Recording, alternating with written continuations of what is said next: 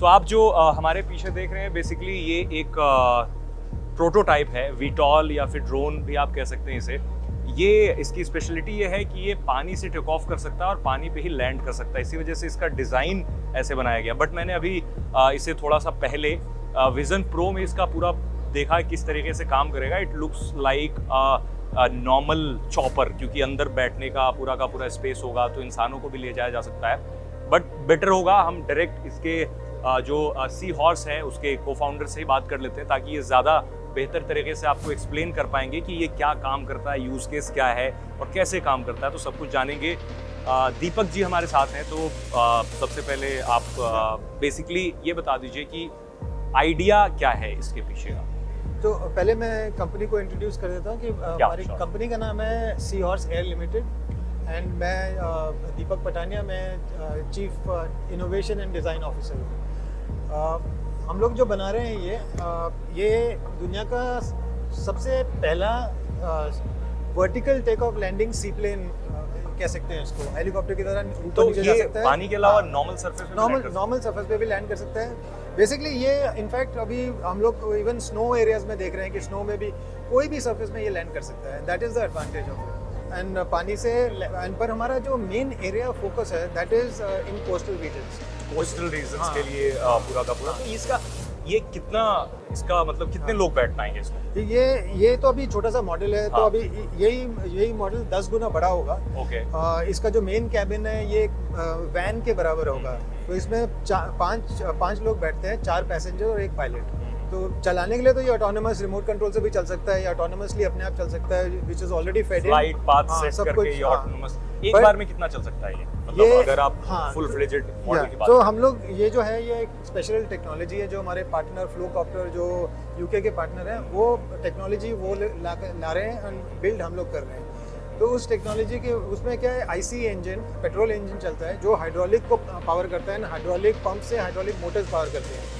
तो हम लोग जितना पेट्रोल डालें उतना हम लोग चला सकते हैं। तो हम लोग नॉर्मली इलेक्ट्रिक इस तरह के इलेक्ट्रिक ड्रोन 20 मिनट 30 मिनट चलते हैं। हमारा ये 3 घंटे तक चल सकता है। 3 घंटे तक? तो मतलब कितने किलोमीटर की तो रेंज कवर कर सकता है? इसका जो टॉप स्पीड हम लोग रख रहे हैं, क्रूज स्पीड तो हम लोग 80 to 100 किलोमीटर रखेंगे, पर टॉप स्पीड रख रहे हैं 150 kilometre will be the top speed. अभी टॉप स्पीड के हिसाब से 450 किलोमीटर अगर चाहिए तो हम लोग जा सकते हैं। अच्छा, मतलब मैक्सिमम 400-450 किलोमीटर तक वन गो में ये जा सकता है। तो कौन कौन से पर्पस जो है ये ड्रोन सर्व करेगा इन नियर फ्यूचर? क्योंकि फ्लाइंग टैक्सी के बारे में हम लोग पिछले 20-30 सालों से सुनते चले आ रहे हैं, हमेशा से बचपन से कि फ्लाइंग टैक्सी कैसी होगी। तो इसे ही हम फ्लाइंग टैक्सी की तरह भी कंसीडर कर सकते हैं। और यूज केस क्या क्या हो सकता है इसका? तो इसका जो मेन यूज केस है वो एज अ फ्लाइंग टैक्सी है फॉर पैसेंजर कम्यूट, एक जगह से दूसरी जगह जाना रेगुलर बेसिस पे। तो वो उसका मेन पर्पस है। पर क्योंकि ये पानी में भी लैंड कर सकता है, थोड़ा मजा भी है, प्लस पॉइंट है कि कोस्टल रीजन। हाँ, तो हम लोग इसको एज अ जॉय राइड भी कर सकते हैं। जैसे मालदीव्स में या कोई आइलैंड कोस्टल रीजन में कोई अगर रिजॉर्ट है उसके साथ टाई अप करके एज जॉय राइड कर सकते हैं। ये एयर एम्बुलेंस के लिए यूज होएगा ही, वो तो 100% होगा। कोस्ट गार्ड के लिए यूज हो सकता है। और एक और चीज़ है जो ये यूज हो सकता है जो बाकी कोई लोग नहीं कर पाते, क्योंकि इसका रेंज अच्छा है। ये सर्च एंड रेस्क्यू के लिए भी यूज हो सकता है। 3 घंटे अगर किसी को ढूंढना है तो 20 मिनट में तो आ नहीं सकते वापस। और इसे मतलब हम चार्ज करेंगे या फिर इसमें पेट्रोल भरेंगे जैसे नॉर्मल प्लेन में? तो डिफरेंस क्या है? जैसे इस तरह के चॉपर्स भी आते हैं, सी प्लेन्स भी आते हैं, हमने देखे हैं, राइट? तो उससे आप कैसे इस प्रोडक्ट को डिफरेंशिएट करेंगे?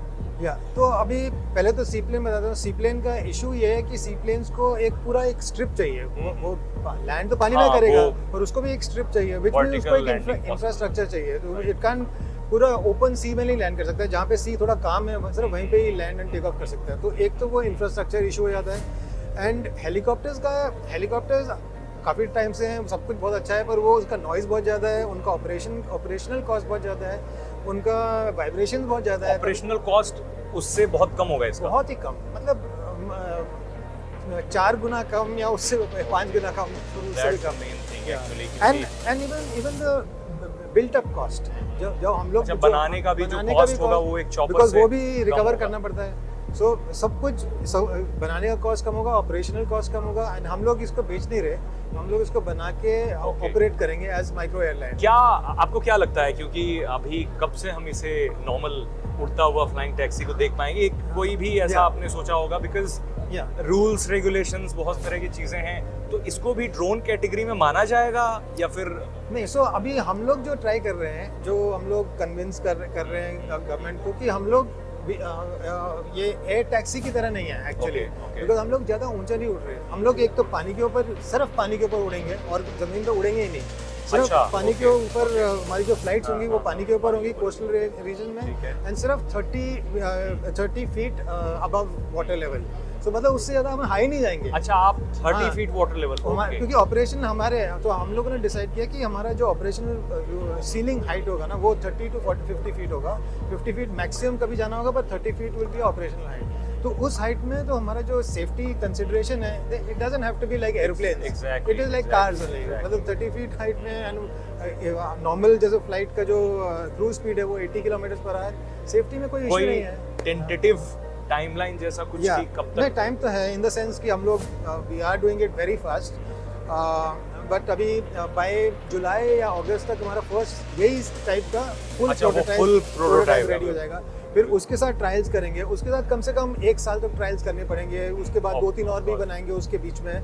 सो मेरे हिसाब से by end of next year या उसके एक मतलब 2026 टुवर्ड्स दिसंबर रेडी होना चाहिए, या मे बी नेक्स्ट 27 बिगिनिंग में, तो तब तक टारगेट है। बहुत शुक्रिया आपका, आई मीन काफी इंसाइटफुल थी डिटेल्स, और आई एम श्योर कि आप जब जुलाई में कुछ इसका बड़ा मॉडल आ चुका होगा, then we will meet, and then फिर इसके बाद इस वीडियो को भी रखेंगे, एंड देन कंटिन्यूटी वीडियो बनेगा जिसमें अंदर जा करके शूट करूंगा video. Till then thank you so much. तो ये बेसिकली इस तरह के जो ड्रोन्स हैं बहुत तरह के पर्पस सर्व कर सकते हैं, इंक्लूडिंग कि लॉजिस्टिक्स के लिए भी यूज़ किया जा सकता है, इंसानों को भी मूव करने के लिए यूज़ किया जा सकता है। बट ये वाला जो ड्रोन है, इस तरह के ड्रोन है जॉय राइड के लिए ज़्यादा फोकस किया गया है कोस्टल एरियाज़ में, क्योंकि इसकी जो हाइट है ये ज़्यादा ऊपर नहीं जा सकता है। 6 फीट जैसा कि इन्होंने बताया, तो 6 फीट तक की ऊपर हाइट पे उड़ सकता है, और ये C2C या फिर कोस्टल एरियाज़ हैं या फिर रिवर साइड पे ये उसे फ्लाई कराएंगे। आप हमें कमेंट में बताइए कि इस तरह के जो मॉडल्स हैं, इस तरह का जो इनोवेशन है, इसका कोई रियल लाइफ में यूज़ केस भी है।